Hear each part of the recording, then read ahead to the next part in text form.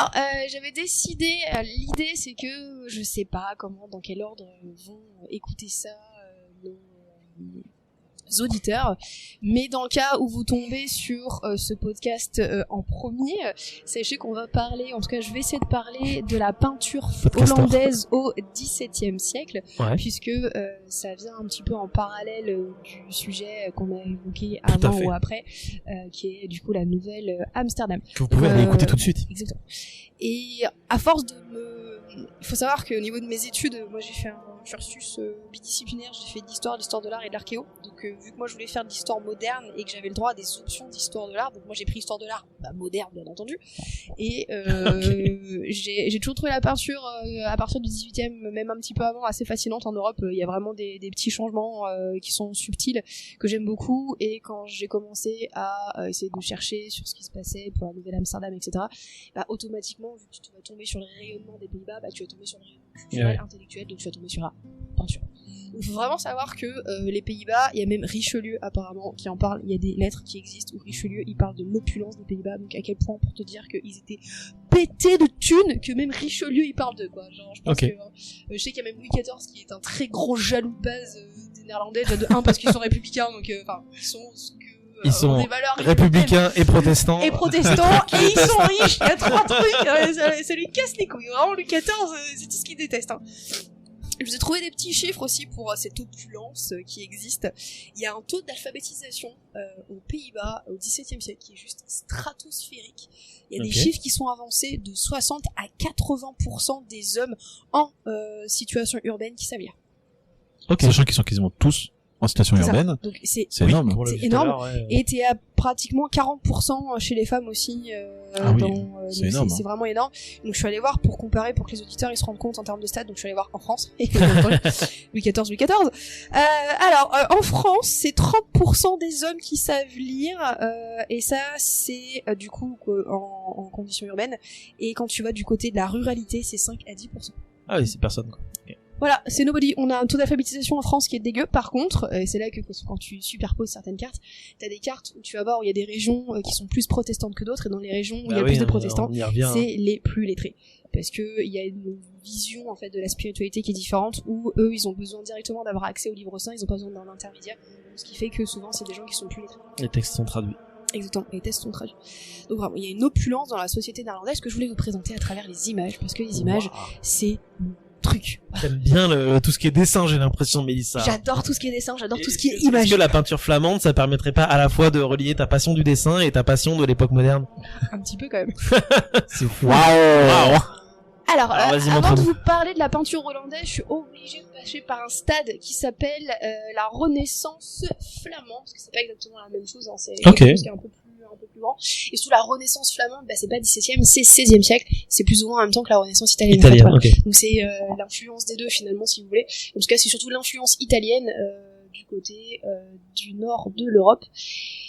Et je vais essayer de vous montrer tout ça. Donc, grosso modo, je suis allée chercher, j'en ai pas non plus cherché 40 000, hein, attention, j'ai essayé d'être, on va dire, succincte, parce qu'à un moment donné, la peinture, de trucs qui étaient produits. Voilà. On s'imagine. Tout ce qu'il fallait se vendre, de toute façon. Hein. Je vous ai trouvé le nom d'un peintre flamand qui est supra méga connu, qui s'appelle Van Eyck. Jan Van Eyck, généralement c'est le nom qu'on ressort à chaque fois qu'on parle un peu de peinture flamande. Je ne sais pas si c'est un nom qui vous parle, garçon, vous avez le droit de me dire non. Non. Mais en tout cas à l'école, moi on m'a fait chier avec Jan Van Eyck. Par contre les peintures sont connues en effet. Les peintures sont très connues, donc celle que t'as sur la gauche là, ça c'est Jan Van Eyck. Donc c'est la Vierge dans l'église, elle est datée entre 1438 et 1440. Donc voilà, on est milieu du 15e siècle. Okay. Et je vous ai mis à côté une peinture qui est plus ou moins, vous avez vu dans les mêmes années, qui a été faite par un Français, Jean Fouquet. C'est la Vierge et l'enfant entouré d'anges. Alors, la Vierge et l'enfant entouré d'anges de Fouquet, elle est supra méga connue parce que vraiment, genre, Marie, elle a une paire elle a une poitrine, genre, très bizarre. Voilà. Je veux dire vraiment que je voulais T'as le droit de dire ce que tu veux. C'est pas la chose la plus perturbante. Jésus est très perturbant aussi. Et t'as les anges derrière qui sont en noir, qui sont bleu et rouge qui sont aussi très perturbants. Le choix des couleurs est intéressant. Le choix des couleurs, la compo et tout. Je pense pour un Européen du XXe siècle, c'est très perturbant. Et moi, je voulais vraiment vous montrer les différences en fait qu'il existe entre. C'est le même thème. C'est Vierge et enfant. Ouais.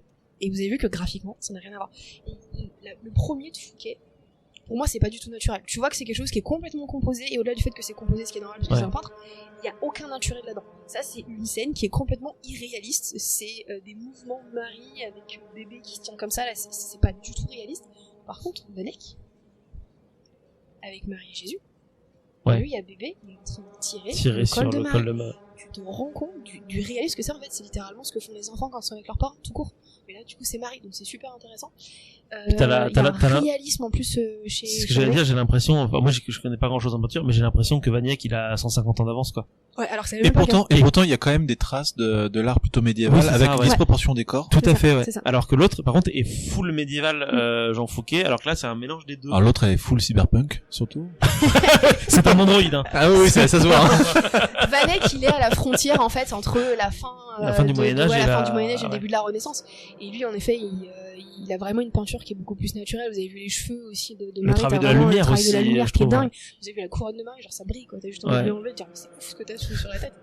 Voilà, et je voulais vous montrer ça parce que ça fait partie en fait des choses qui existent en termes de différences picturales, en termes de différences d'organisation, de tout ce que vous voulez, qui sont sur un même sujet et deux personnes différentes qui viennent de cultures différentes. Et c'est là qu'on en vient à quelqu'un aussi qui est probablement très connu pour vous, j'espère il est supra méga connu, c'est Peter Bruegel l'Ancien.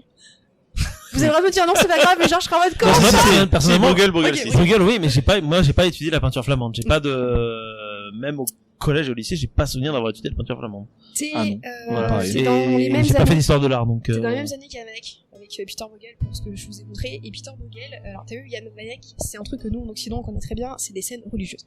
Ouais. Nous en Occident chrétien, les scènes religieuses, c'est à fond les ballons, hein, la Vierge à l'enfant, Jésus, la déposition de croix, l'Assomption, blablabla, tout ça. Avec Peter Bruegel, il faut savoir, vous êtes sur l'un des seuls peintres qui existent pour cette période-là, qui est le premier à représenter des scènes de la vie du quotidien. Avant lui, ça ne se retrouve pas en Europe occidentale. C'est le premier à peindre des choses qui, en fait, ne sont pas peintes avant. Parce que côté italien, il n'y a pas? Parce qu'il me semblait qu'il y avait des scènes de vie quotidienne des cités. C'est, alors, excessivement moche, par contre. Très, très mal représentées dans les proportions. Mais on voit des scènes de Turin, marché. Ou je sais pas quelle ville, où en fait, t'as la ville qui est un peu en proéminence, et puis tu vois des humains un petit peu en plein milieu. Oui, un peu ça, oui, où tu vois des scènes où ils sont, j'ai des souvenirs de ça, de ce que j'avais lu sur la question, et là, on est vraiment sur mes souvenirs, c'est que il voulait plutôt représenter quand même la ville et les fortifications plutôt que les scènes de la vie du quotidien. Oui, l'accès de représenter les jeunes enfants. N'était pas la même. Là, tu vois que le zoom, c'est les gosses.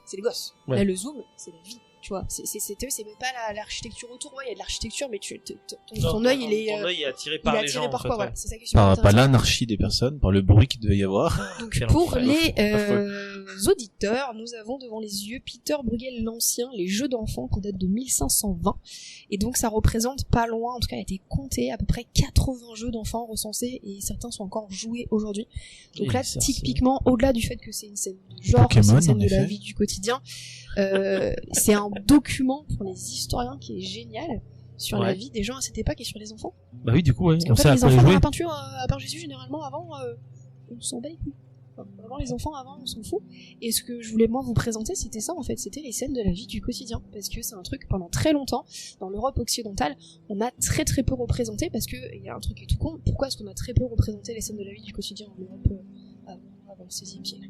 Parce que c'est la vie du quotidien des gens et on s'en fiche des gens. Exactement. Ouais, alors il y a on s'en fiche des gens, mais les peintres ils sont payés par qui? Bah par les nobles. Par les nobles, et les nobles c'est quoi les sujets qui les intéressent? Bah eux ou la religion. Eux ou la religion. Donc souvent le peintre en Europe occidentale, il a quoi comme commanditaire? Il a l'église ou les nobles. Donc les nobles ils font leur portrait, voilà, il a pas le bourgeois local. Et vu que la classe moyenne, elle existe en Europe, on en a un petit peu parlé sur le podcast d'Amsterdam, mais elle n'est pas non plus hyper omniprésente. Les commanditaires principaux des peintres, c'est l'église, c'est les gens qui ont de la thune, c'est les aristos, et les aristos ils font des portraits de eux pour leur mariage. Vous avez probablement en tête tous les portraits qui existent 3/4 au plein pied, où ils ont les mains un peu tendues, voilà, qui sont la photo d'aujourd'hui que vous voyez sur Tinder pour dire les gros, sauf qu'il y a un mec qui a trimballé le tableau pendant 400 km pour le montrer à un autre gars et tout, voilà, pour le faire faire. Donc les peintres eux en fait d'une certaine manière à la base ils ont pas le choix, parce que ce qui les fait vivre c'est les commandes. Mais après il me semble qu'en vie quotidienne il y avait un peu ce qu'on appelle je dirais les almanachs agricoles qui étaient représentés. Alors c'était faible, mais on voyait comment les personnes semaient. C'était un accent porté sur la vie quotidienne de l'agriculture. Ouais. Alors c'est pas des grandes œuvres, c'est pas des grands tableaux, mais c'était des petites choses qui nous permettent quand même de voir. T'as une date pour ces un peu ce petit truc? Pas du tout. Après, Ça se trouve, c'est je vais me pour faire moi, l'avocat c'est du rien. diable, c'est Alors- peut-être une là on est sur Il y des a du tableaux de minéral, hein. peinture alors que le reste c'est peut-être plutôt de l'illustration de livres, non? L'enluminure et tout, ouais. Peut-être, oui. Parce que je pense qu'on fait une différence entre l'illustration Parce d'un que bouquin Peter et Bruegel, le tableau ils en tant que parlent tel. vraiment comme étant le premier, J'imagine. c'est parce que c'est le Oui, premier c'est sûr qui que c'était pas des massivement en tableaux, fait, oui. quoi. Tu vois, c'est vraiment le premier qui Le premier qui massivement fait en un fait. tableau, Et ouais, qui qui fait des marque, tableaux qui sont centrés là-dessus. ouais. Regarde, typiquement, celui-là, moi, je l'aime beaucoup. Il est joli, celui-là, je le connais, d'ailleurs. Les Chasseurs dans la neige, 1565, donc un peu plus tard que les Jeux des enfants. Et je trouve que quand tu regardes le tableau, enfin, je sais pas vous, mais vous, votre regard, il est attiré par quoi? Moi c'est Ouais, ça. voilà. C'est les gens qui font du patin à Les gens glace. qui font du patin à glace. Ouais. Ouais. T'es en 1565, Les et gens les font du ils font patin à glace, ouais. C'est pas génial, C'est ça? génial. C'est génial parce qu'en fait c'est aussi un rapprochement avec ce que toi t'es aujourd'hui, Bien avec sûr. avec les pratiques que tu fais. Et juste tout en bas à droite, t'as aussi des gens qui font un petit peu du patin, tu vois qu'ils vont se rejoindre probablement. Et sur la gauche, Et les gens t'as qui font des du gens feu. qui sont en train de faire du feu. Donc Peter Bruegel, il peint un espèce, pas d'instantané de la vie, mais il peint la vie un peu de son pays. Ça pourrait être une photo en fait, hein. Mm, Tu ça es là pourrait et être une tu prends une photo du paysage et au fond tu vois des gens qui font des trucs. Et en cherchant un peu sur ce qu'il faisait, parce que moi je connais un Oui, peu ça, sa c'est peinture, hyper mais pas connu non aussi. plus des masses, je suis tombée sur La Féraison, donc du coup pareil, hein, de Bruegel, elle date de 1563 celle-là. Et quand j'ai vu La Féraison, je me suis dit, mais putain, ça me fait tellement penser aux glaneuses de Millet. Glaneuse de Millet. Oui, c'est le tableau qui est là. Ah oui. Je Le savais truc, pas c'est que les c'était glaneuses de Millet, c'est 1800 et des patates. Tu veux dire que c'est pas forcément au niveau du style, mais au niveau de ce que ça C'est représente. ça, c'est le thème. Parce que La en fait, thématique. La vie des Bruegel, champs, oui. il fait, La vie des champs, ouais. Bruegel, il a fait voilà, la vie des enfants, donc la vie du quotidien, et là c'est la vie des champs, c'est la vie de la paysannerie. On est quand même d'accord que si t'es un aristocrate, Non, tu vas fais pas demander à faire une scène bah non, faire une scène de paysannerie. bien Donc sûr. c'est quand même génial. Et t'es en 1563. Moi c'est ça que je vois, c'est qu'en termes de date, Au niveau des thématiques, il a 200 ans d'avance. il a presque 200 ans d'avance, le mec. Je veux dire, les glaneuses de Millet, je dis la date, 1857. Oh, t'es presque en 1900, quoi. Après, ça fait très, au niveau du style graphique, ça fait très 19e, ça. Ah, c'est complètement Ouais. oui. c'est à fond. Hein. Mais t'as vu les glaneuses, alors c'est intéressant parce que là t'as vraiment un focus sur elles. Mais Bruegel, il montre des choses qu'on montre pas Oui, forcément. t'as le avant. mec qui est en train de machiner sa faux, là, de... C'est vraiment des les trucs du mecs- quotidien. le autre qui fout de la paille, là, eux, ils sont en train de marchent. parler. Alors, Tu vois l'église au fond. je sais que les glaneuses, elles enlèvent une partie de l'autre tableau, mais là t'as des gens qui sont en train de pioncer sur Ah, de ok, d'accord. l'arbre. C'est vraiment genre, t'as vu, il y a quelqu'un qui est passé, il s'est retourné avec son appareil photo, et puis paf, il a Ouais. pris. Et ils ont même fait les petites meules de foin où ils sont en train de Oui, ils sont en train de les récupérer, mettre sur le enfin, chariot voilà, et tout. c'est vraiment une démonstration de ce que c'est que la vie, du quotidien pour et c'est vraiment quelqu'un, en tout cas Bruegel, qui s'inspire énormément du monde paysan, du travail, de la vie du quotidien. Je vous ai noté pas mal de thèmes qui Mais vont mettre. Lui-même était quoi, alors? Alors lui, il est peintre. Ouais, mais je veux dire, d'origine, est-ce qu'il est Il est paysan, par flamand. exemple? Si c'est un trancheuse de classe.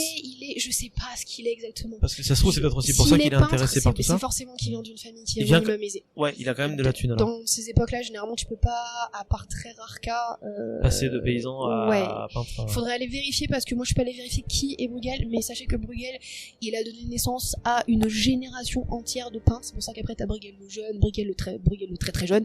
Genre après lui, il y a pas moins de 17 peintres qui vont être dans sa famille. Genre un délire, c'est quand même assez exceptionnel. Oui, Donc, c'est des urbains. Alors peut-être qu'ils aimaient représenter la ruralité parce que c'était exotique dans des Flandres Alors, ça aurait Bourgogne pu qui étaient être très exotique. T'as qui raison. étaient très urbaines. Donc pour eux c'était regardez comment ça se passe là-bas. Moi, c'est c'est un que je suis autre allée me monde. renseigner parce que je me suis dit, et qu'est-ce qui fait la différence entre finalement les Flandres et enfin le grand centre des pays flamands et le reste de l'Europe? Ben, en fait, la différence, c'est justement le marché de l'art. C'est parce que déjà les Pays-Bas, ils sont assez, enfin les Flandres, les Pays-Bas en général, sont assez indépendants au niveau de la religion, dans le sens où déjà ils sont beaucoup plus, on l'a dit, protestants que catholiques, et donc de par le fait que leur religion elle est plutôt protestante, ils sont pas contre l'image, mais déjà de base il y a un peu des choses qui ne se font pas dans la peinture religieuse de ces moments-là, notamment par exemple la vie des saints, ça se peint pas, c'est interdit. Les miracles aussi, ça se peint pas, tu vois. Donc déjà de base, eux, ils ont déjà, les peintres en tout cas, ils ont moins accès à des commandes d'église, je mets des guillemets. Donc déjà de 1, ça fait un truc un petit peu Ils en sont moins. déjà limités, oui. Ils sont donc, déjà limités complètement. Et de 2, il y a aussi un truc, c'est que, on l'a déjà dit, on n'a pas arrêté de le répéter, mais c'est hyper important, il y a une élite aristocratique qui est beaucoup moins présente. Eux, ils ont plutôt une élite qui est plutôt bourgeoise, qui est des notables, donc c'est des gens de la classe moyenne, donc c'est des marchands, c'est des banquiers, c'est des imprimeurs, c'est des couturiers, en fait, qu'on fait fortune. C'est ça le truc. Et donc les couturiers et les couturières qu'on fait fortune, et bah eux, ils vont représenter parfois en effet leur portrait de famille, mais ce qu'ils vont représenter, c'est du monde dans lequel ils viennent. Donc l'effort, le travail pour arriver jusque-là. Et surtout, ce qui est intéressant, c'est le marché de l'art. C'est que les Italiens, eux, les peintres italiens, c'est des peintres de commande. c'est l'église qui vient de voir qui sauve une commande, c'est un aristo qui vient qui sauve une commande. Les peintres flamands et les peintres néerlandais après eux, c'est un marché de l'art qui est différent. Ouais. C'est eux qui font des commandes dans leur atelier et qui vont vendre ça dans les foires. Quelqu'un qui vient chez lui en Chez fait lui, et ouais. qui check. Donc déjà juste Le concept est pas le même en fait. le concept est pas le même, donc forcément j'imagine qu'ils ont, en tout cas les peintres semblent avoir une liberté, j'imagine, de choix qui est déjà un peu plus importante, semble-t-il. Et celui-là on l'a vu tout à l'heure, si vous avez pas encore écouté le Oui, podcast c'est sur la nouvelle Astérix Amsterdam, Obélix. c'est le repas des noces, et là c'est pareil. Et c'est aussi Bruegel ça du coup. Ça c'est aussi Bruegel, tout à fait. 1568 pour cette peinture, et moi je la trouve géniale parce que c'est un instantané de vie aussi. Ouais, pareil. C'est hein, le mariage de quelqu'un. Et apparemment Bruegel était très connu pour aller s'instiller dans les mariages des autres, donc il passait de village en village et puis dès qu'il y avait un mariage Ouais, voilà. il y allait et tout Le tranquille. pique-assiette. Et t'as vraiment un cadrage qui est génial. Les mariés c'est eux qui sont là, qui sont au niveau de la teinture que t'as tout au fond de l'image. Et ouais, t'es pas centré sur les Et mariés t'es en pas fait. centré non. sur les mariés, t'as vu, t'es centré sur finalement tout le brouhaha Ouais. autour des mariés. Et quand on Tu sens regarde le la table, bruit, en fait, c'est ça, je tu trouve, sens ouais. le bruit, tu Ouais. sens le fait Et puis que même les le gens refermer parce que la parlent, salle n'est tout. pas très grande, elle est pas très éclairée, c'est pas... Ouais, et puis tu vois moi pour moi le central c'est vraiment les deux mecs qui apportent la bouffe.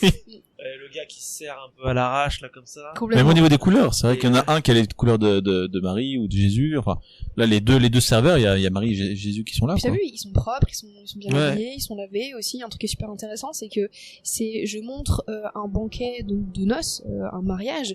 Je montre probablement des gens de basse extraction, comme on dirait à l'époque et comme on dit aujourd'hui quand on en parle. Et ils les montrent pas de manière vulgaire. Non. Parce que souvent dans la peinture, en fait, quand tu les montres, les paysans, c'est plutôt de manière vulgaire parce qu'ils ont pas des bonnes mœurs, ils ont pas des bonnes valeurs et tout. Et là, tu vois, ils sont pas en train de se torcher la gueule, ils sont C'est pas à des gens moitié normaux, sous, quoi, c'est en des fait. gens Alors ils sont pas en train de se normaux. torcher la gueule, bon. Bon, il y a lui qui C'est est un qui est mariage. en train de se Voilà. servir quand même un petit verre de Voilà. vin, mais- Généralement, Le gamin à côté, je sais pas ce qu'il y a dans la bouche, mais bon. Généralement, Il quand mange on un trouve des papita. peintures un peu de paysannerie comme ça, sachez Un que kebab. quand je dis qu'ils se peintent la gueule, c'est que vraiment, en fait, ça se voit, ils ont des joues Oui, oui. T'as vraiment ce marqueur et t'as vraiment un truc, ce qui est génial avec Bruegel, et ce que moi j'aime beaucoup, ça ramène au quotidien, c'est que l'espèce de plateau là qui vient amener la bouffe, ça, c'est une porte. Ok. T'as vu, tu vois les charnières là. Ça, Donc c'est- les gars ont Ils ont démonté une ils ont porte pour démonté trimballer Ça les vient assiettes. comme hein. Mais plateau. ouais, je veux dire, Bruegel il a pas eu cette idée comme ça en plein, il fait, vas-y, tiens, check, Il a je vais dû prendre le une voir, porte. quoi. C'est qu'il l'a vu en fait, Ouais. c'est que c'était des pratiques du quotidien, et ça c'est super, ça te ramène Et à après, des t'oses dire pratiques. qu'ils étaient pas alcoolisés quand même. Donc voilà pourquoi je voulais vous présenter ces deux peintres flamands déjà de base, De parce base. que je trouve que ça amène une base à ce que Ça va permet être, de en fait, comprendre voilà, la de suite. comprendre d'où vient finalement peut-être un petit peu la spécificité néerlandaise. Après, du coup, par contre, on sait pas d'où vient Bruegel. Je viens de vérifier. Du coup, on n'arrive pas à Personne savoir. ne sait d'où il vient. Ok. Exactement. C'est pour ça que quand j'ai Donc, cherché on peut pas aussi, savoir j'ai ses pas- origines du tout. T'as des mecs qui ont des hypothèses qui viennent d'un petit bled qui s'appellerait Bruegel, et d'où le nom du gars. Mais voilà, impossible à savoir. Peut-être que c'est Peut-être une qu'un jour, on femme. saura plus tard. Un grand mystère. Mais c'est vrai que généralement, Faudrait faire un film sur dans Bruegel. les historiens de l'art, ils font Ah, des le temps. études là-dessus, et t'es quand même sur des périodes avant le 19e siècle où généralement les gens qui peuvent se permettre de peindre, qui ont de l'argent pour Oui, ils surtout sont le au temps, minimum c'est parce bourgeois, qu'ils quoi. ont le minimum bourgeois. En tout cas, les parents ont fait fortune quelque part qui fait que eux peuvent Et se puis ils ont des permettre de connexions pouvoir aussi, peindre. Ils un ont des réseau. connexions, voilà, ils ont des réseaux. Donc généralement, enfin, par exemple, les femmes peintres, Moyen-Âge et époque moderne, avant le 19e siècle, souvent c'est des femmes qui sont dans des milieux, en tout cas, soit aristocratiques, soit bourgeois, et surtout, ça va être des femmes qui peuvent se permettre. C'est ça qui va être intéressant. Voilà. Alors, du coup, ce qui se passe, c'est qu'on va revenir quand même au fondamental du sujet, c'est la peinture du XVIIe siècle. Vas-y. La peinture du XVIIe siècle J'étais concentré. du coup, aux Pays-Bas. Il faut savoir que du coup, avec ce qu'on vient de voir, moi je vous spécifie un sujet, c'est que moi je veux pas aller sur tous les sujets qui existent de la peinture Peinture néerlandaise, ouais. parce que en fait, il y a un moment donné, je peux pas, Il y a trop. et de deux, il y a trop de choses, Bien sûr. et de trois, je préférais cibler sur un sujet, et je pense que vous l'avez peut-être compris, c'est que moi ce que j'aime bien, c'est les scènes de genre. C'est les gens. C'est les gens. Quand tu dis scène, parce que Une scène de genre, c'est vraiment le Voilà. mot moi, j'ai historique, cinéma de genre, pour moi c'est autre chose. artistique, Donc du coup, C'est pas la même chose. ouais. C'est la scène de genre en peinture, ça veut dire, j'ai mis une définition parce que j'étais sûr qu'on allait me poser la question. Ah bah oui. Ce qui est Et complètement même logique, si hein, j'avais su, je t'aurais posé la question pour les gens. T'as bien fait, hein, parce que c'est super important. Une scène de genre, c'est quoi? C'est représenter les moments de la vie ordinaire, le quotidien, C'est la vie les quotidienne. activités domestiques, les repas, les fêtes, les marchés, les foires, les jeux des enfants. Et pour un historien, c'est quelque chose qui lui permet finalement d'aller vraiment au plus proche de l'intime des gens dans ces périodes-là. C'est vraiment une ressource documentaire qui est assez qui met l'accent sur des réalités sociales intimes et populaires, avec, on va quand même le noter, souvent des idéalisations, bien entendu, d'accord. C'est Bien jamais un document qu'il faut prendre au pied de la lettre. C'est exactement comme ça que ça s'est passé. Ça reste un artiste, c'est quelqu'un qui fait des zooms sur ce que la personne préfère, sur son. Le peintre est parfaitement objectif. Hein. Donc lui, ce qu'il va représenter, c'est ce qu'il a envie de représenter. Et c'est pour ça que, par exemple, les peintures paysannes, un petit peu avant Bruegel, c'est plutôt des gens vulgaires qu'on va représenter. Parce que c'est comme ça qu'on se représente la paysannerie. Donc techniquement, si tu prends toutes les peintures avant Bruegel de la paysannerie, tu vas te dire putain, mais les gens de l'époque, mais c'est tous des drogués, c'est tous des mecs, ils sont tous bourrés, les femmes c'est tous des prostituées.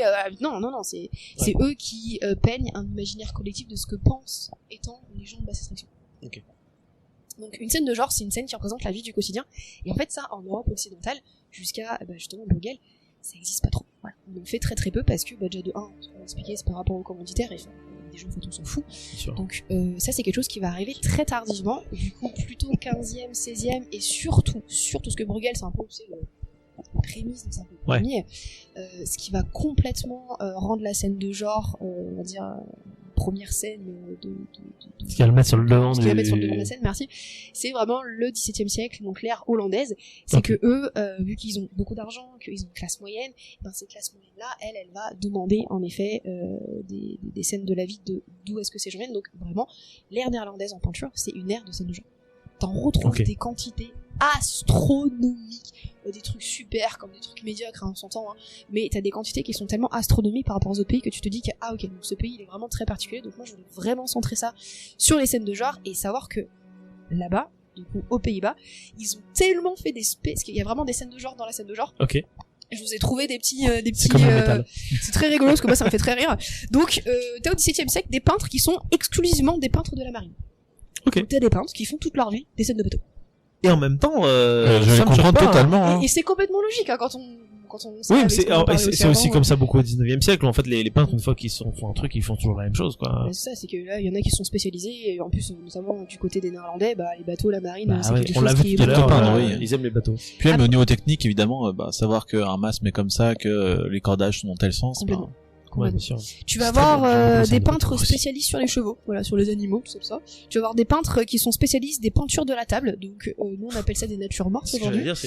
Mais là c'est vraiment parce que vous imaginez la nature morte, t'as vraiment un cadre qui est centré. Le bol de fruits, c'est possible avec le crâne à côté pour bien te rappeler.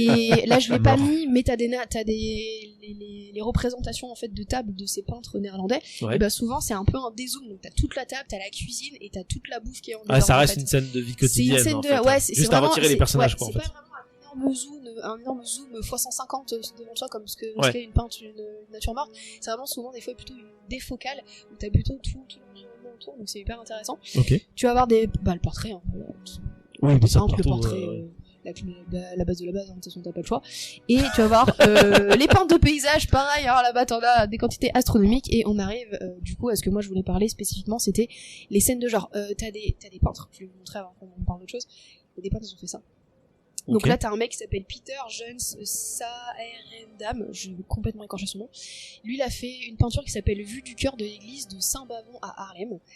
Et quand on regarde nous, en fait aujourd'hui les gens, les historiens là, ils appellent ça un portrait d'église. On n'a pas montré l'architecture, tu vois. C'est pas comme l'hôtel de ville qu'on a vu tout à l'heure, tu sais, où tu montres l'architecture extérieure. Je vais être méchant, c'est aussi chiant qu'un portrait. Je sais pas si tu vois ce que je veux dire. Je suis totalement d'accord. Ça ne me fait rien. Regarde un portrait, ça ne me fait rien. Là, c'est pire parce qu'il y a même pas d'émotion parce que c'est un bâtiment. C'est un bâtiment. Si, je me dis qu'il y a des belles arches, il y a une profondeur malgré tout avec des petits bouts d'humain. D'ailleurs, il y a un mec là, les personnes sont très mal réparties, ou alors il y a un gosse au milieu, mais pas quand même qu'on dirait qu'en fait c'est le détail d'un énorme tableau gigantesque qui parle d'une église. Oui, moi j'ai alors qu'en fait non, c'est un tableau. Le truc il est comme ça. Ils font vraiment des portraits d'église, voilà, tu vois. Et le gars il vendait des tableaux ou il fait un bateau magnifique. Mais oui, en pleine tempête avec des barques qui essayent de le rejoindre. La peinture. Voilà, c'est ça qu'on veut. On aime les bateaux. Les bateaux, c'est tellement beau. Je vous ai montré du coup des scènes de genre. On va vraiment partir là-dessus, là, vraiment les scènes de genre et les scènes de genre qu'on va retrouver. T'es sûr que t'as pas un topic sur les bateaux? Désolé, j'ai pas encore. Ça ne m'intéresse pas les bateaux. C'est dingue. Non. Je peux essayer de Par contre, je trouve la lumière magnifique sur la femme hydropique de 1663. plutôt incroyable. Alors, on est Plutôt d'accord, hein. incroyable, ouais, tout à fait. J'ai Donc lu là, un tu vas être texte. typiquement sur les fameuses scènes de genre qu'on va retrouver du côté de la peinture néerlandaise, dans le sens où c'est vraiment des scènes d'intérieur. C'est des scènes d'intérieur, pas tout le temps, hein, mais régulièrement c'est des scènes d'intérieur, et je sais pas si vous trouvez, mais typiquement quand on connaît un peu la peinture, il y a une fenêtre, il y a des gens, et ça ressemble typiquement à ce Vermeer. Une fenêtre, il y a des gens, il y a un rayon de lumière, il y a des drapés et tout, machin. Là, on est dans du clair-obscur, en plus, non? Et il y a un peu de clair-obscur. Il y a un peu ouais. je dirais, de religieux derrière. Il y a très probablement des sous-textes religieux, parce qu'il faut savoir que les Néerlandais adorent foutre les sous-textes religieux aussi dans des scènes de la vie du quotidien. Parce que là, Donc la ça, femme, c'est elle est en complètement quel état, l'hydropique? Enfin, ça veut dire quoi, hydropique, déjà? C'est un médecin qui est en train de checker si elle est enceinte ou pas. Bah là, parce qu'elle est pas en bon état, quand même, hein. Bah ouais, c'est vrai qu'elle a l'air super Là, bien. je pensais que c'était Là, l'extinction, t'as un médecin qui est en train de checker ses urines, tu vois, là, il a... T'as vu, le médecin, il a une petite fiole, là, dans la main. Oui, tout Et à en fait. fait, il est en train de checker ses urines, tu sais, il est en train de faire les Eh humeurs. oui, comme bah oui, les on humeurs, check, oui. tard à l'époque, comme on faisait.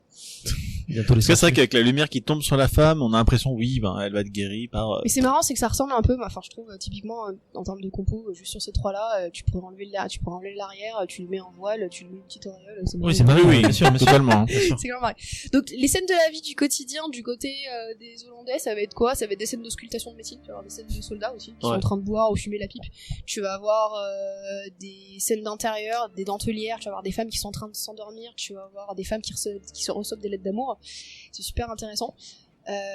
T'as un monsieur qui s'appelle Peter Bruegel le Jeune. C'est Ah bah tiens. de la même famille que Ah le bah, premier dis qu'on a donc. vu, mais là on est bien 17e siècle. Un peu et pistonné, le bonhomme, quand même? Ouais, c'est ça, ouais. Le népotisme, ça existait déjà à l'époque. Quand on regarde le bureau de l'avocat du village qui était peint en 1616, moi ce que j'adore, Oh, c'est le vraiment bordel. le bordel. Ouais, Oh, t'as vu le putain. bordel?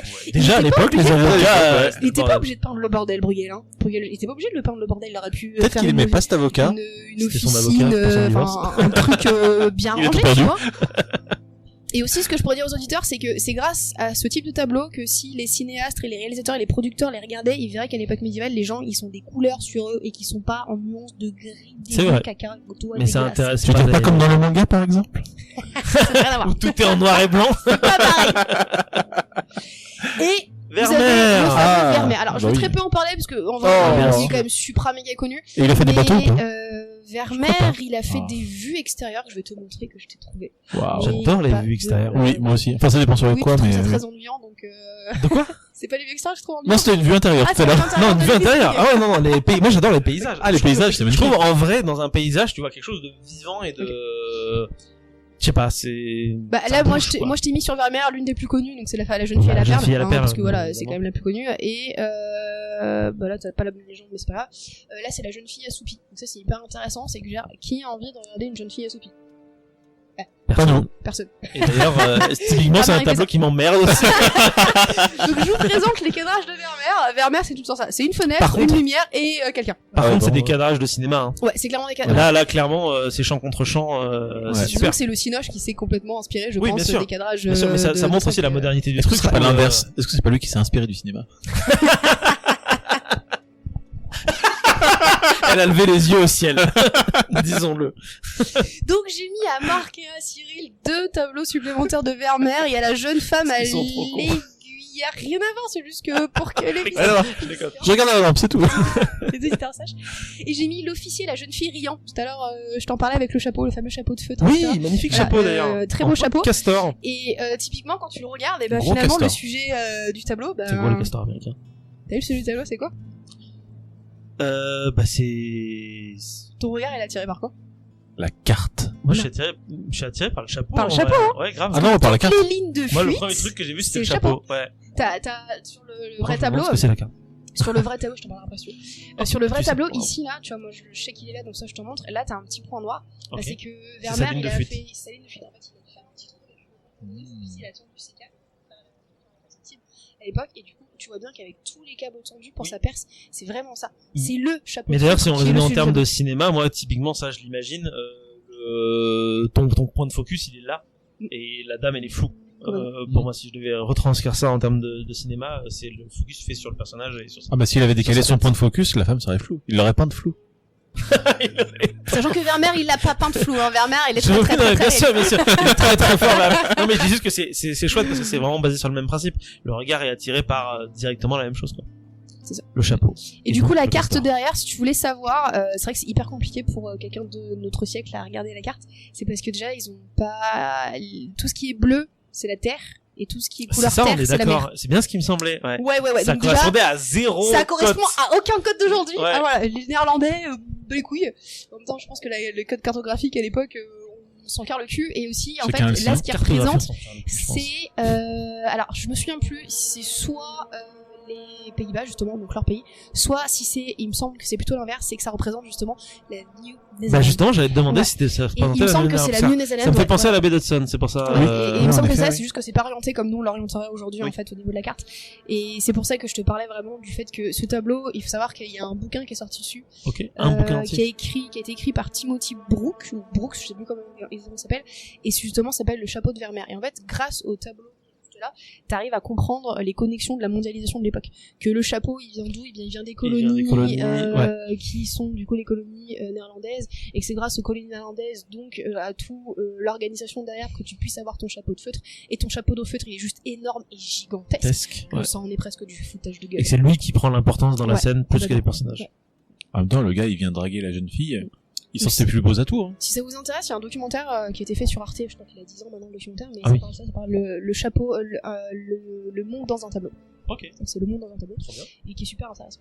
Et voici Ah. l'extérieur de Vermeer, que sachez qu'il en a très très peu fait. Vermeer, Un c'est un bateau. peintre qui a il a dû beaucoup peindre, mais pas beaucoup de ses toiles sont parvenues jusqu'à nous. Je crois qu'il y a 33 toiles de Vermeer, 33 C'est ou 38. tout Ouais. Par contre, c'est absolument fou. Au début, j'ai cru que c'était des photographies. T'as vu, c'est ouf, hein. Moi, surtout celui de droite, j'ai cru que c'était une photo. Mais même celui de gauche, non, en vrai, celui de gauche, tu regardes pas les nuages, juste le bâtiment. Moi, je c'est une trouve que photo. celle de gauche, donc la ruelle, là, le tableau de 1658, et je trouve que ça ressemble un peu à ce qu'on a vu tout à l'heure avec la vue de l'église, où c'est vraiment, t'as vu, c'est pas juste, c'est pas le bâtiment en entier, tu vois. J'allais dire la C'est même pas chose. ton meilleur argument, Mélissa. Ah, je vous ai dit, c'est pas le bâtiment en entier qu'on voit, c'est vraiment le focus, La c'est ruelle. ça, C'est c'est la vrai. ruelle, Ouais. avec la nana en plein milieu de la ruelle. Et je veux dire, le cadrage est super chelou, quoi. Il y a pas un Ouais, fantôme dans la porte de gauche? Là. Ouais. Il y a des formes. Je dirais que c'est une porte un peu délavée, C'est mais une une porte. porte. Et Moi, j'en t'as fais la pas vue de Delphes qui est ultra connue parce que ça fait partie des vues de Delphes du XVIIe siècle. C'est qui magnifique. sont, extrêmement connues. J'adore le sachant travail que- de la lumière encore une Delphes. fois, je le trouve Ah, folle. Delphes, c'est pas au même endroit, je suis désolé. Oh, ok, Delphes. Je ne vois aucun grec à l'horizon. Vermeer est un gros bosseur de la lumière. C'est un super chef-op. Yep. Et surtout que c'est quelqu'un qui parfois mettait 1 an et demi à 2 ans pour peindre un tableau. Peut-être pour ça aussi qu'on n'a pas beaucoup de... Bah oui, tu m'étonnes, il est lent. Il est super lent. Donc ça devait coûter très cher. Ça devait Alors, coûter peut-être plein. que probablement les peintures de Vermeer devaient coûter Surtout cher. que tu devais être là à J'avoue, faire, Bon, monsieur Vermeer, ça fait quand même 4 ans que je vous ai demandé mon truc. Le portrait de mon enfant de 2 ans, bon maintenant il est rentré à l'école. Maintenant, il y en a 4. Alors, je voulais pas vous présenter Vermeer, parce que de toute façon, Vermeer, en fait, il est trop connu, donc faut partir sur des peintres que nous, on connaît un peu moins. Franz van Mieris, Mieris. comme il s'appelle, et t'as vu l'auscultation, on est sur le même thème. La C'est le médecine même perso et tout. à droite et à gauche. Je sais pas si c'est le même perso. Mais- Après, souvent, tu sais, les peintres, ils ont les mêmes, Oui, ils prennent ils ont les mêmes modèles. Mais c'est moi où le gars dit mate mon chapeau. Oui, il est en mode. Eh. Il est en podcasteur. Tu veux le même? Je sais pas si il dit J'ai ça, mais... tellement de la thune. Lui, Pardon, par nous sommes contre, bêtes. regarde ton soldat, lui, il montre qu'il a de la thune, t'as vu les vêtements qu'il a?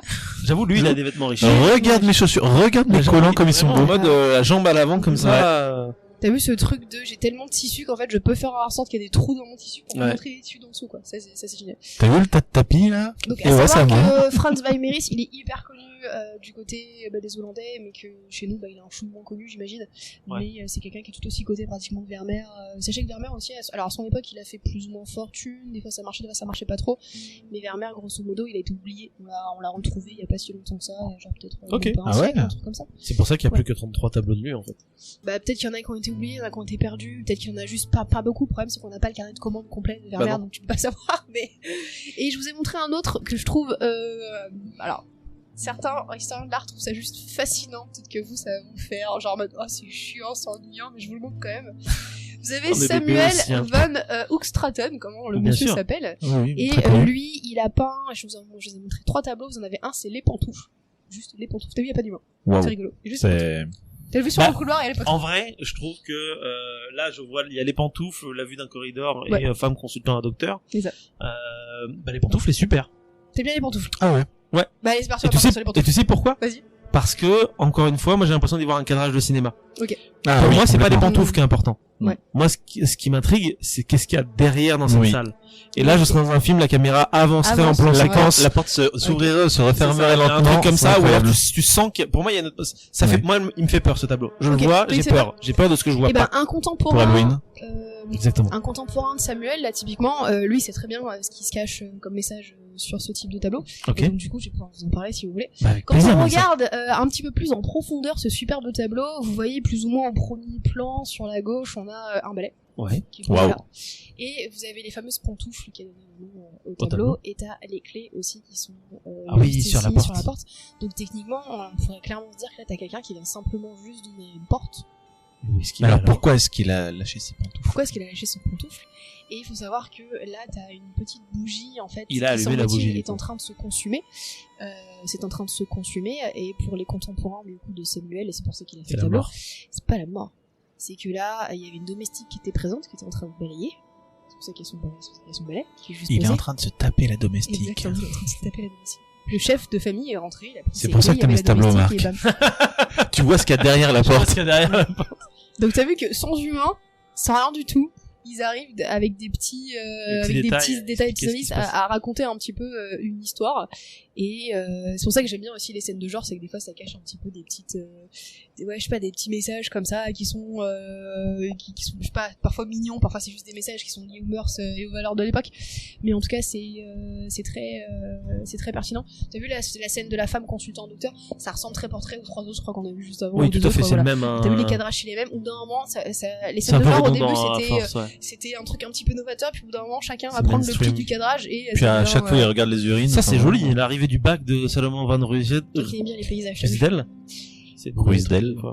Voilà. Alors lui, c'est un tableau que tu peux voir au Louvre d'ailleurs. Tu peux le voir au Mais Louvre. oui, celui-là. mais d'ailleurs, je pense que je l'ai vu. Les pantoufles, tu peux le voir au Louvre aussi. Donc, c'est pas, Les pantoufles, un en fait, et maintenant que tu m'as dit le sujet, je trouve encore plus glauque et encore plus horrifique.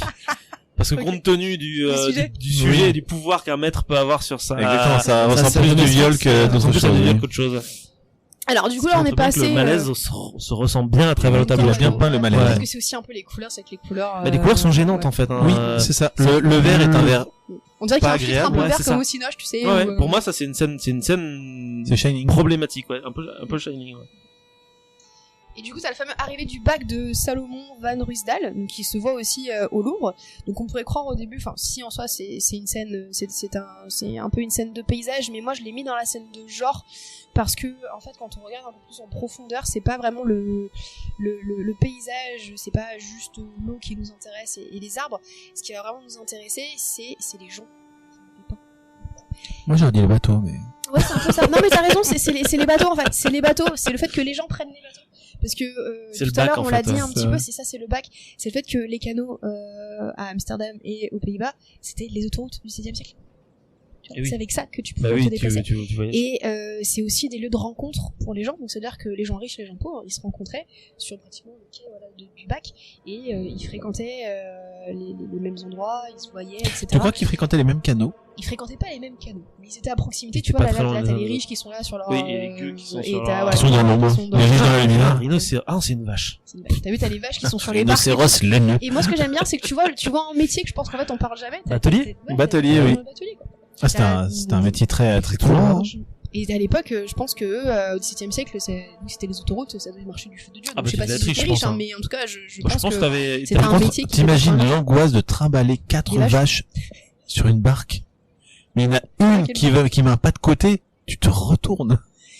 Donc moi, je voulais Tu vous dois payer montrer cher, parce je pense, que après. ça Ah ouais, là, marque, franchement, la prime de risque. ça marque un peu, tu sais, cette vie aussi. Vraiment, là, c'est vraiment de la vie du quotidien. Genre, on a vu, j'imagine, faire ses bœufs, Bah, aller c'est voir tous les un jours, quoi, pote, ouais. ouais, c'est ta vie de tous les jours, quoi. Donc ça, je voulais vous la montrer. Comme parce que, prendre le bus, quoi. Je pense qu'il est mis dans l'académie du paysage, mais moi, je trouve le thème intéressant parce que pour les Néerlandais, c'est vraiment hyper essentiel. Et pour, aussi sur la culture. droite, Toi, c'est ce bateau que tu Alors, t'avais vu. totalement, et sur la C'est droite, on pareil. voit la ville au loin, non? Et c'est la Ouais, ville je au pense qu'il y a loin. un Avec une la sorte de ville, sous-mato pour Ouais. montrer un T'as un un voile, un espèce Ouais. presque comme un voile de pollution. Le alors que même focus c'est est pas sur la possible. vache blanche, et le reste, c'est, T'as vu comme c'est absurde. détaillé, moi je trouve. Moi j'ai fait un. Ouais, j'ai fait t'as un un- zoom, il hein, fait mais quelle c'est dimension de ouf, hein. Je l'ai pas mis. Il est gros, non? Ouais.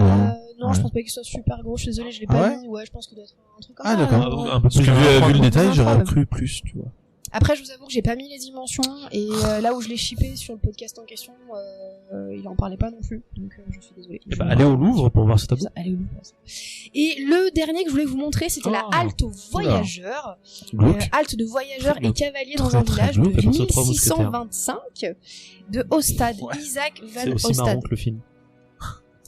Je pense que c'est vrai. J'ai pas vu le film, ne me spoil pas. Bah, c'est marrant. Là, vous avez les fameuses vues de taverne. Ouais. Qui font partie intégrante La vie de la vie quotidienne bien aussi sûr. complètement de ces gens. Et des Donc mecs là, qui tu chargent vois, des trucs dans une T'as caravane. des et mecs qui tout, chargent hein. des trucs. T'as vu, t'as un gars là, un cavalier, je pense, qui doit arriver ou qui va repartir. Tu vois bien avec son Ouais. chapeau. Qui est un peu plus riche que qui est les un autres peu plus d'ailleurs. riche que hein. les autres complètement. Et ce qui est intéressant sur Isaac justement, c'est que sa halte de voyageur, il a mis des choses qu'il n'était pas obligé de mettre et qui va montrer aussi une réalité sociale de l'époque. Il aurait pu complètement idéaliser la halte aux voyageurs et il l'a pas fait. Et vous ne saurez pas qu'il y a un truc par exemple au premier plan qui. Il y a des pauvres, non, qui il y a traînent des quelque pauvres. part. On est Ouais, d'accord. il y a hein. des pauvres. Pour moi, il y avait il y a un pauvre gamin. Ouais. Il y a des pauvres. Est-ce que tu crois vraiment qu'Isaac était obligé de mettre des pauvres en premier plan? Non. Absolument pas. Il aurait pu faire comme tous ses contemporains, parce que t'en as plein de scènes de taverne en fait, tu les vois pas les pauvres, hein. Tu vois juste les scènes de rencontre, les riches sur leur petit chariot, machin et tout. Et là ils ont mis les pauvres. Ce qui montre aussi, alors semble-t-il qu'il a pas fait ça pour faire valoir le fait que dans son pays il y a des pauvres. C'est juste qu'il a vu ça, probablement. Il a fait ses recherches. Pardon. Et donc du coup qu'il a juste posé en peinture la réalité sociale de son époque. Des gens qui sont quand même pauvres dans le siècle d'or, entre D'or, guillemets, ouais. l'ère hollandaise. Et parce que le ton du tableau entier, je le trouve très glauque, Ouais, très pareil, sale. C'est très glauque. Pour moi, j'ai Moi, l'impression la que c'est seule- un village de Nurgle, un la truc seule- comme ça, la des seule- marécages La et tout seule ça. lueur d'espoir, c'est l'église, j'ai l'impression. C'est vrai, c'est C'est juste. la seule qui est un peu dans la lumière. Tout le reste, Si, il y a le coursier qui est dans la et lumière le coursier qui est dans la lumière. et la En gros, femme la qui est avec une noblesse autre et cheval. l'église sont dans la lumière et tout le reste. C'est très poisseux, Poisseux. très envahi par la Moi, végétation. justement, c'est T'as vu la typiquement taverne, le on genre dirait de- qu'elle est abandonnée. Pour moi, c'est typiquement ce genre d'image. Même, j'irais même plus loin. J'ai l'impression que c'est à cause de ce genre d'image Ouais. que t'as des réalisateurs qui font des films historiques Ah oui, et qui les font marrons, dégueulasses, avec des Ok. pauvres partout. Et tout le monde dans la misère. patauge dans la boue. Tout le monde et- patauge dans la boue.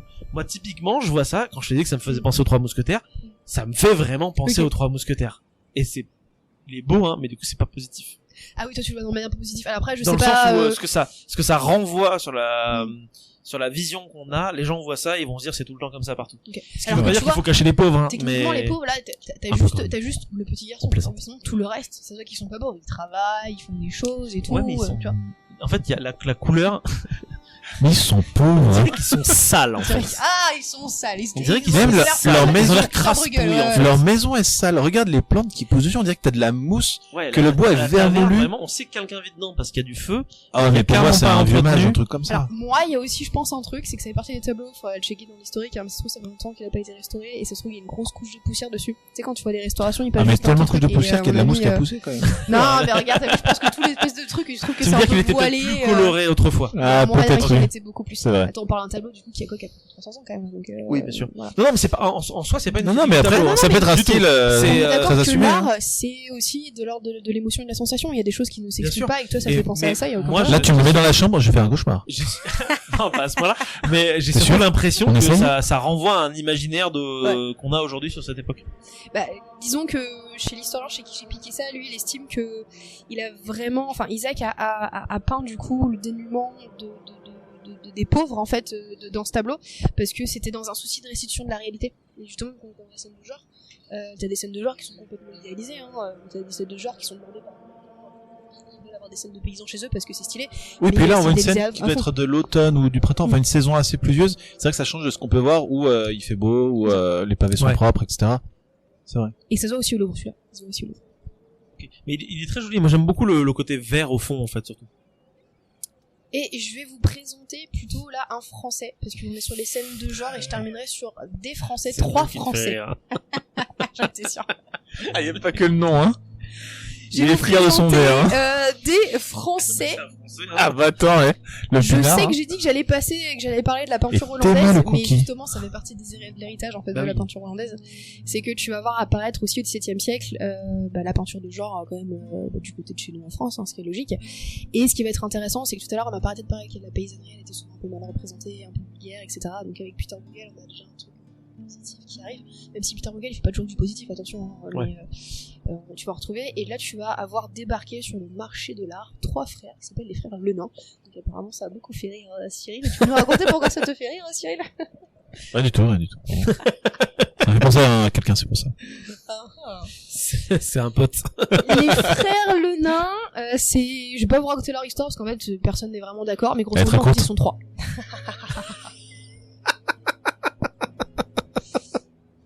Donc c'est 3 peintres français qui s'appellent Antoine, Louis et Mathieu, c'est 3 frères et qui peignent ensemble, ils vivent ensemble, etc. Donc il y a certains tableaux, on sait même pas si c'est l'un des 3 ou si c'est les 3 en même temps. Ouais, ils signent le même nom. Ouais, des fois en fait, souvent ils signent le nain. Donc déjà tu fais bon bah Cyril. Non mais attends, un tableau signé Le Nain. Moi j'ai un imaginaire qui j'ai l'impression dans un truc de Rick Fantasy quoi. Moi aussi. C'est qui a fait ça? C'est le nain. C'est le nain. Les frères Le Nain. C'est trop lourd. Pardon. Gimli, lâche le pinceau. Eux, c'est des peintres de la réalité aussi, des peintres de scènes de genre que tu retrouves en France, et pour le coup, ça fait partie des rares. Ouais. Et surtout qu'ils le font, je vais pas dire bien parce que c'est un jugement de valeur, mais qui le font dans le souci du respect. Dans les codes en fait. Ouais, dans les codes plus humains en fait de la paysannerie. Vous avez vu, ils sont pas en train de s'alcooliser, ils sont pas vachis par terre. Ça a l'air de quoi qu'il a là alors? Ils ont pas. Attends, genre. Mais il a pas l'air bourré. Il a pas l'air bourré, c'est ça. Il a l'air joyeux. Voilà. C'est des scènes de repas aussi, c'est des scènes d'intérieur, c'est des scènes de famille, c'est hyper intéressant. Et ça fait partie de ces personnalités-là à l'époque qui peindre des scènes paysannes. C'est à savoir, là, on les a complètement oubliés. Ils ont été retrouvés il y a. Il y a 50 ans après, 50-60 ans, on les a retrouvés. Ils ont fait une rétrospective dans les années 1970, et du coup on a commencé à les redécouvrir en disant mais c'est pas mal ce qu'ils font les mecs là. Et on s'est rendu compte qu'il y avait plein de tableaux à eux de partout un peu à travers le monde. Okay. Mais c'est eux, mais attends, mais c'est des tableaux qui étaient commentés depuis du coup très très longtemps, parce que c'est des tableaux qui étaient graphiquement, en tout cas esthétiquement et même techniquement très efficaces, et on savait pas qu'ils les avaient pas. Et ouais.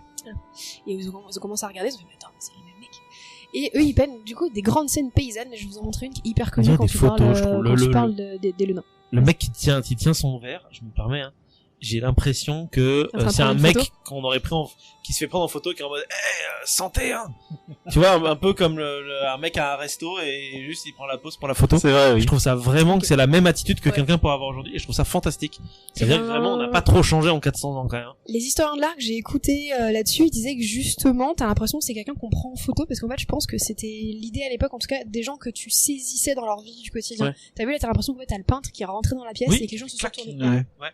Et c'est encore plus fort parce que on sait que c'est pas ça, parce que c'est pas possible. Bah oui, c'est ça. Donc c'est que les mecs sont des génies. Bah c'est que c'est en mode t'es en train de pas que t'es un intrus hein, mais genre t'es rentré dans la pièce et les gens te regardent parce que du coup il y a un élément qui vient d'arriver, donc du coup ton attention elle est portée par ce nouvel élément. Moi je trouve ça dingue de réussir à inventer un geste de photographie alors même que ça n'existe pas et que ça n'est pas possible. Réellement tu ne peux pas rentrer dans la pièce, faire ça et partir à cette époque, mais ils le font quand même, et on le fera nous après avec des appareils instinctivement sans même avoir connaissance de ça. Même sur le tableau de droite, je trouve que la femme qui est à gauche, elle relève la tête genre t'as oui, enfin c'est ça, genre t'as vu ou genre parce qu'elle fait un peu la gueule, donc ça me fait plus penser à quelqu'un qui serait là à faire putain pose ton téléphone s'il te plaît, ou un truc comme ça, tu vois vraiment. Je sais plutôt que c'est à cette heure-là que t'arrives. Là t'as vu lui en fait on dirait presque qu'il est en train de te dire vas-y viens on va boire un coup, tu vois. C'est vrai, ouais. Peut-être que c'est plutôt comme ça que eux ils l'interprètent à l'époque. C'est possible. En tout cas, je sais que les historiens ils disaient, l'historien de l'art sur les Le Nain, ils disent souvent que c'est un gros cookie. De manière assez saisissante. Tu saisis un peu les gens comme ça sur le vif. Il y a une puissance dans le regard aussi des gens qui est très intéressant. Les gens te regardent. T'es vraiment inclus en fait dans la composition, t'es vraiment inclus dans la scène. Par contre, même si on a l'impression que c'est des scènes qui sont prises sur le vif, tout ça par contre c'est ultra mise en scène. Hein. Oui, c'est scénarisé. C'est complètement scénarisé. C'est pas en atelier, c'est vraiment des mises en scène qui vont évoquer pour le coup les classes populaires et qui ont des petites consonances religieuses pour certains, parce que ça rappelle le repas du Christ. T'as le pain, t'as le vin, ouais, c'est sûr. t'as ça et un bébé à chaque fois. C'est super intéressant. Et là t'as une grande famille, donc c'est une famille de paysans en intérieur qui a été peint par Louis Le Nain. Donc là ils ont réussi à savoir qui c'était. 1593 à 1648, parce qu'ils sont pas complètement sûrs. C'est également au musée du Louvre. Vous avez mis des trucs qui sont abordables. Par contre c'était un peu pédant, mais d'accord. Très pédant. C'est qu'en fait il faut aller sur Paris Paris, quoi, tu vois, c'est plutôt ça, Oui. c'est en mode le faut le trajet, quoi. Oui, Donc, mais bien voilà, sûr, c'est visible. Par contre, il y a une anachronie, c'est le putain de caniche, le chihuahua, là, ça existait déjà, Eh ça? ben, ça existait déjà, ça. Les chihuahuas Ah, c'est pas un existaient. chihuahua, je pense. Ça ressemble, non, mais je sais pas ce que c'est. Je pense C'est que pas un c'est truc que un- tu trimbales volontairement. C'est ça. un truc terrier ou genre qui peut aller dans un... t'es sûr? Ouais, si, je pense. On dirait un rat à grandes pattes. Ouais, mais finalement, ça va très bien dans les terriers. Les chihuahuas Ouais. ont moins de... Je trouve qu'il a des grandes... Là, il a l'air d'avoir des grandes pattes. Je pense pas que ce soit un chihuahua. C'est quand même pas glorieux. Faut avouer que c'est pas l'animal C'est le pas plus glorieux. Je pense que là, t'es déjà dans la déchéance un peu du canine. Oui. Mais, attention, m'intrigue. Je vais chercher depuis quand il existe des chihuahuas. Alors, du coup, ce que je voulais vous dire sur ce type de scène, nous on pense, en tout cas les historiens aujourd'hui de l'art pensent que les frères Lenain, ils ont peint ce type de scène parce que c'est des commandes pour le coup, des choses qui ont été commandées. Donc ça serait des nobles, des aristocrates, des bourgeois qui ont demandé ce type de scène parce qu'il y a trop de petites incohérences à droite et à gauche en fait quand on est un petit peu, j'imagine, averti sur la peinture. Typiquement, c'est pour ça que j'avais entouré les verres qui étaient en verre, des verres en verre à la paysannerie française du XVIe siècle. T'en as pas chez toi, sauf si t'es un méga gros propriétaire terrien et que ça fait fortune. Peut-être des verres en cristal qui se léguaient de père en fils. Et ben hein. oui, je pense plutôt que c'est des objets de luxe qui ont été posés dans les tableaux faits exprès parce que les commanditaires probablement ont demandé ce que ce soit le cas. Donc c'est pareil, donc là c'est représente des scènes de paysannerie qui sont parfaitement parfois quand même idéalisées et avec des choses qui ne pouvaient pas se retrouver dans ce type de maison en fait, hein. Voilà, un verre en verre ça ne se retrouve pas, enfin c'est quand même génial, genre elle a un verre en verre puis à côté elle a un peu en terre cuite quoi, mais genre quand tu regardes tu fais bah c'est vrai que ça a pas enfant. Mais t'as vu aussi la petite Petite marmite, petite marmite, elle est... Ouais, c'est très chouette. c'est très J'ai trouvé la réponse pour le chihuahua si ça vous intéresse. Ça peut pas être un chihuahua pour la simple et bonne raison que les chihuahuas viennent comme Du leur Chihuahua. nom, du Mexique. Et du coup ont été observés les premiers spécimens ont été observés en Amérique au 19e siècle et c'est ensuite importé en Europe fin 19e début 20e. Mais ça sera dans une prochaine chronique. Sur les chihuahuas. Sur Donc, les du coup, ça peut chihuahuas. pas être un chihuahua. Je pense que c'est plutôt vraiment un truc qui est un truc terrier, genre oui, vraiment qui pour est aller chasser dérivé, des ouais. lapins ou des trucs comme ça, un peu peut-être un peu Ouais. bâtard ou dessiner de manière. De toute façon, il est un peu dans l'ombre et tout, donc. Oui, ils sont pas fiers. Si ça vous se êtes voit. spécialiste de chiens, dites-nous à quel chien ça vous fait penser dans le commentaire. Mais par contre, mais ça, moi, un truc qui m'interroge, c'est le garçon, ou ouais, un garçon, je La pense, flûte, à droite, non, tout à droite. tout à droite, celui qui est par terre. Celui qui est par terre. Celui qui est debout. J'ai l'impression d'être le seul à le voir ou quoi? J'ai l'impression que c'est un fantôme. Ah, Oh l'autre- putain! Non, non, Je l'avais pas vu! Il est dans la Il est pénombre. terrifiant! Il y a un. Ah, l'autre, un je viens de prendre un autre, vient de prendre un- alors, j'ai je pas parlais pas de celui-là, je euh, parlais de l'autre droite, la Ah, vraie c'était droite. j'ai eu un jumpscare en Celui-là. tableau. Petite fille. C'est peut-être une fille. Et je trouve que la couleur est...